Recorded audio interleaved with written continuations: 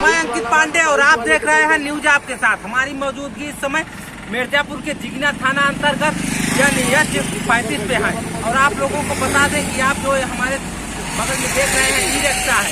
E rickshaw की चर्चा अक्सर लगातार हो रही है। 2017 के बाद से ई रिक्शा की खरीदारी भी बढ़ी है। ये ई रिक्शा के तमाम फायदे होते हैं और तमाम नुकसाने भी है, उसका भी हम जानकारी लेंगे। आप लोगों को अक्सर ई रिक्शा विज्ञापन में या कहीं और देखे होंगे, लेकिन इस समय हमारा दिखाने का उद्देश्य यह है कि ई रिक्शा खरीदने को तो बहुत लोग खरीदते हैं, लेकिन जो खरीदते हैं उसका किस्त कैसे देते हैं, कैसे जमा करते हैं, क्या करते हैं, उसी के बारे में जानकारी हम लेंगे। एक दादाजी हैं, आप लोगों को बता दें सबसे बड़ी जरूरी जानकारी आप लोगों को ये दे रहे हैं कि ई रिक्शा भारत में जब से लॉन्च हुआ है तब से कहीं ना कहीं प्रदूषण से भारत को मुक्ति मिल रही है। और ई रिक्शा दिखाने का मेरा उद्देश्य यह है कि ई रिक्शा का जो इज्जत होना चाहिए वो इज्जत नहीं मिल पा रही है। अगर ई रिक्शा को टेम्पो स्टैंड पे भी ले जा रहे हैं तो उनको वहां लगाने नहीं दिया जाता है। ऐसी खबरें मांडा में हमने अक्सर लोगों से सुना है कि ई रिक्शा को वहां स्टैंड पे लगाने नहीं दिया जाता है। इसी सब खबर की जानकारी के लिए और जानकारी के लिए हम दादाजी से बात करते हैं और जानते हैं कि क्या कुछ है। दादाजी सबसे पहले आप अपना परिचय दे दीजिए। हम नरोइया ग्राम सभा के रहने वाले हैं। हमारा नाम है राम प्यारे। होमगार्ड की मैं ड्यूटी करता था, फिर रिटायर हो गया 2022 में। फिर मैं बेरोजगार हो गया। सरकार कोई पेंशन भी नहीं दिया, न दे रही है। फिर हमने ये मूड बनाया कि ई रिक्शा ले लें।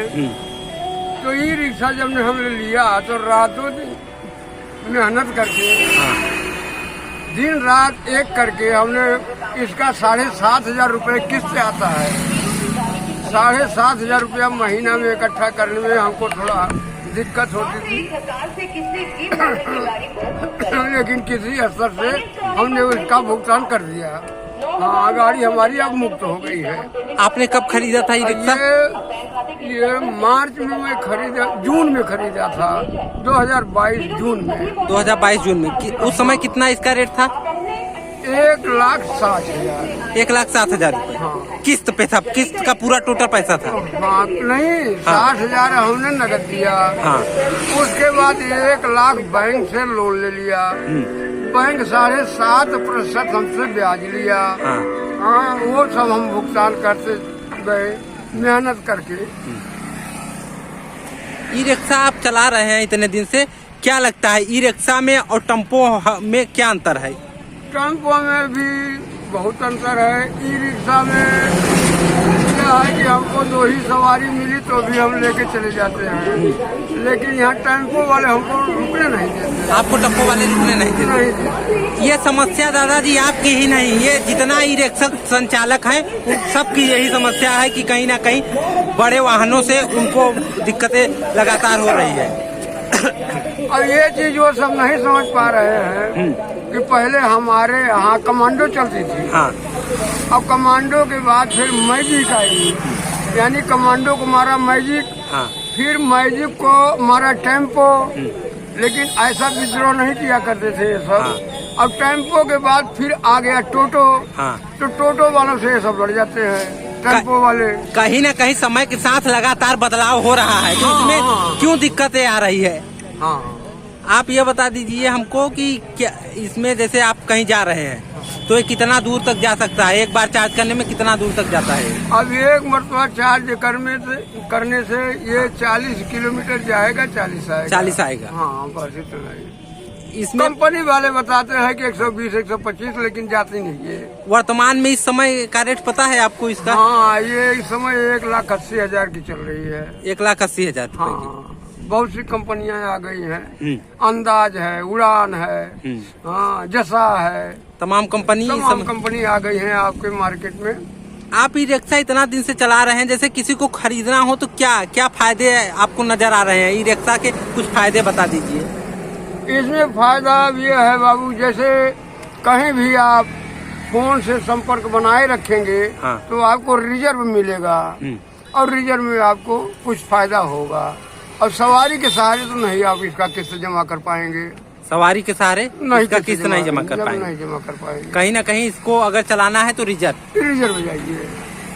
सड़क के मामले में क्या कहेंगे? गांव की सड़क के लिए ये कंफर्टेबल है कि शहर के लिए? हाँ, ये शहर के लिए है। और जैसे ये हाईवे है। हाँ। और देहात के लिए नहीं है ये। हाँ हाँ, देहात के लिए नहीं, इसका साकर पाकर हल्का टाइप का दिया है। तो कहीं ना कहीं इसको चलाकर आप रोजगार कर रहे हैं या अपने परिवार का जीवन यापन कर रहे हैं, तो आपको क्या लगता है कि जिस प्रकार से सरकार इतना इसका रेट बढ़ रहा है, इस पे कुछ करे कि इसका रेट कम हो तो आम जन जो टेम्पो वाले विरोध कर रहे हैं वो भी खरीद सके? हाँ, इसमें ये बात है कि देखिए शिक्षित बेरोजगार जितने भी हैं साथी भाई है, वो सब यदि इसको खरीदना चाहे तो इसका रेट थोड़ा डाउन हो जाए तो आसानी से हम लोग खरीद लेते हैं। और रेट हाई कर दे रहे हैं ये कंपनी वाले, तो अशिक्षित लोग खरीद नहीं पा रहे हैं। हाँ, और जैसे देखिए अगर ई रिक्शा की हम बात करें, जब से ई रिक्शा आया है तब से कहीं ना कहीं जो छोटे ठेला थे जिसको हाथ से गाड़ी करते थे लोग, हाथ गोड़ से चलाते थे, कहीं ना कहीं उनकी बिक्री भी कम हुई है और वो उनका अस्तित्व खत्म हो रहा है। तो क्या आपको लगता है कि ई रिक्शा आने से कहीं ना कहीं छोटे वाहन या बड़े वाहन दोनों प्रभावित होते हैं इससे?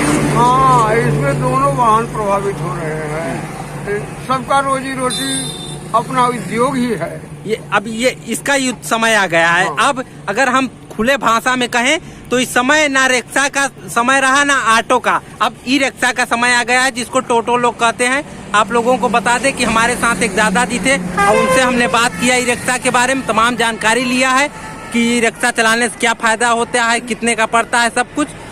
आप देखते रहिए न्यूज आपके साथ। मैं अंकित पांडे, धन्यवाद। लोगों को बता दें कि आज हम लोग ई रिक्शा चलाने वाले ड्राइवरों से बात करते हैं और जानते हैं कि ई रिक्शा में क्या क्या समस्या आती है। सबसे पहले हमारे साथ एक भाई हैं, उनका हम परिचय जानते हैं। भैया अपना नाम बता दीजिए। अजय कुमार। कहाँ के रहने वाले हैं? मांडा खास के रहने वाले हैं। अजय जी, ये हमको बता दीजिए ई रिक्शा चलाने में क्या समस्या आती है, क्या दिक्कतें आ रही है?